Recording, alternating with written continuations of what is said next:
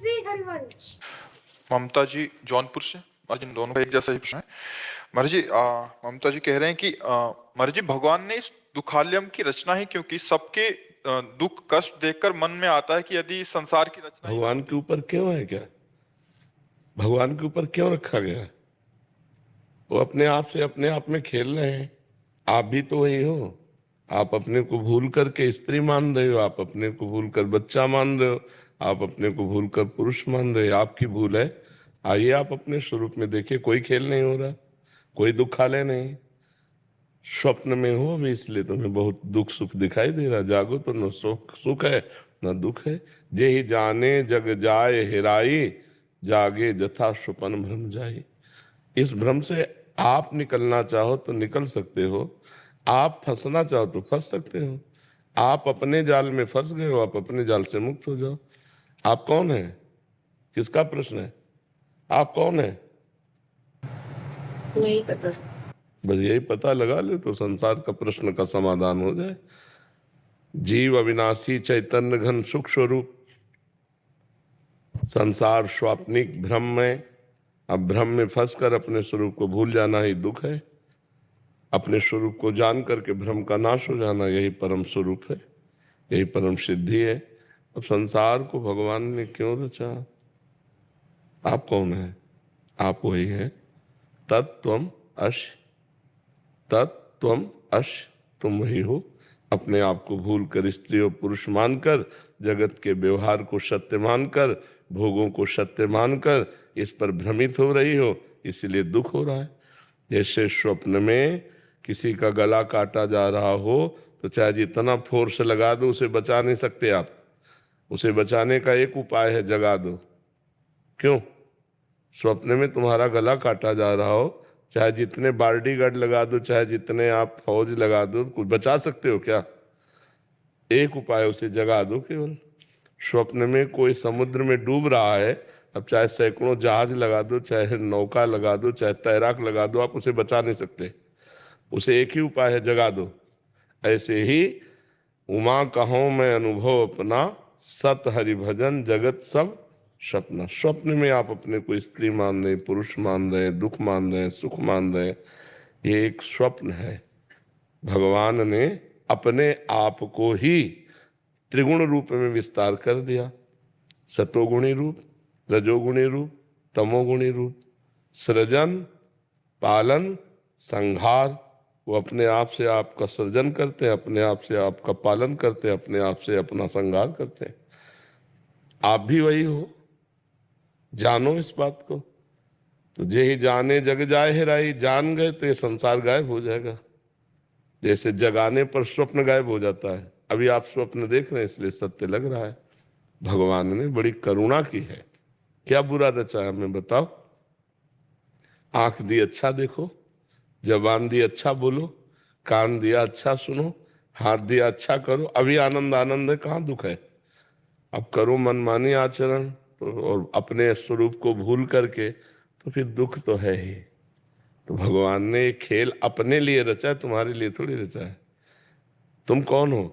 तो तत्वमश, तुम वही हो। खत्म खेल। बस यही जानना तो जीवन मुक्त हो जाए। आत्यंतिक प्रलय यही है, मोक्ष। मोक्ष का मतलब क्या है? कभी बंधा ही नहीं तो मोक्ष क्या होना है? भ्रम, भ्रम नष्ट हो गया, बात समझ में आ गई। भगवान आप प्रभु हो, आप ही प्रभु हो। अपने आप को भूल कर स्त्री मान रहे हो, अपने आप को भूल कर पुरुष मान रहे हो, और इस संसार को सत्य समझ रहे हो, भोगों को सत्य समझ रहे हो। ये सब मोह निशा सब सोह निहारा, देखे स्वपन अनेक प्रकारा। ये भगवान की माया का एक भ्रमात्मक स्वरूप रचा हुआ है, जो आपका है। आप ही हैं वो, दूसरा कोई नहीं है। जे ही जाने जग जाए हेराई, जब जान जाओगे तो संसार का महत्व खत्म हो जाए। अभी संसार का महत्व है ना, शरीर का महत्व है ना, इसलिए जान नहीं पा रहे हो। एको ब्रह्म द्वितीयो नास्ति, दो है ही नहीं, एक है। आपको तो बहुत दिखाई दे रहे, स्त्री पुरुष जड़ चैतन्य। तो एक मन जैसे स्वप्न में पूरी बाजार इकट्ठा कर देता है, ना सत्य होते हुए भी। जब तक जगोगे नहीं तब तक स्वप्न सत्य दिखाई देगा, और जब जगोगे तब झूठा नजर आएगा।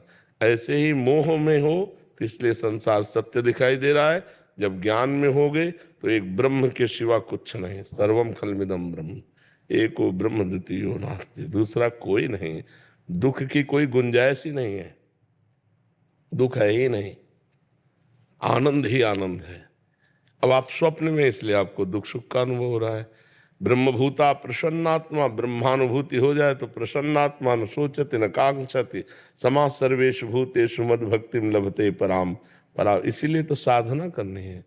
अब साधना हो रही भोगों की, साधना हो रही विषय की, साधना हो रही संसार की, तो संसार दुख सुख मिश्रित है। ऐसा नहीं कि केवल दुख ही मिलता हो, दुख भी मिलेगा सुख मिलेगा, दोनों झूठे, दुख सुख दोनों झूठे, सत्य कुछ नहीं, एक भ्रम है। बोलो इतना सुख भोगा, कुछ है तुम्हारे पास सुख नाम की चीज कि मेरे को ये सुख मिला, फिर वही अतृप्ति, फिर वही खालीपना, फिर वही अकेलापना, फिर एक खोज नए सुख की। तो मन जिस सुख को खोज रहा है वो तुम्हारा ही सुख है। तुम अविनाशी भगवान के अंश हो, अर्थात भगवत स्वरूप हो, वो भगवत स्वरूप सुख हो, और तुम अपने स्वरूप को भूलकर स्त्री मानकर पार्थिव भोगों में, तो कैसे सवाल का हल होगा? सवाल का हल तो साधना से होगा। नहीं, भगवान ने कुछ बुरा नहीं रचा, बहुत अच्छा रचा है भगवान ने। देखो ना, सूर्य रचा, चंद्रमा रचा, इतनी बढ़िया रचना की, आंख दिए, नाक दिए, कान दिए। अब इनका हम दुरुपयोग करोगे तो फिर दुख भोगना पड़ेगा, सदुपयोग करो तो अभी आनंद है।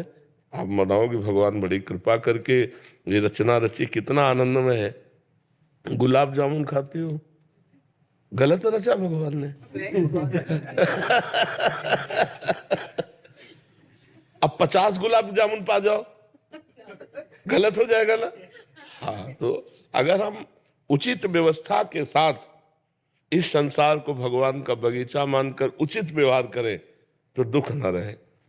अच्छा बताओ, अगर भारत सरकार में ये दंड विधान ना हो तो सरकार अधूरी है कि नहीं है? अधूरी।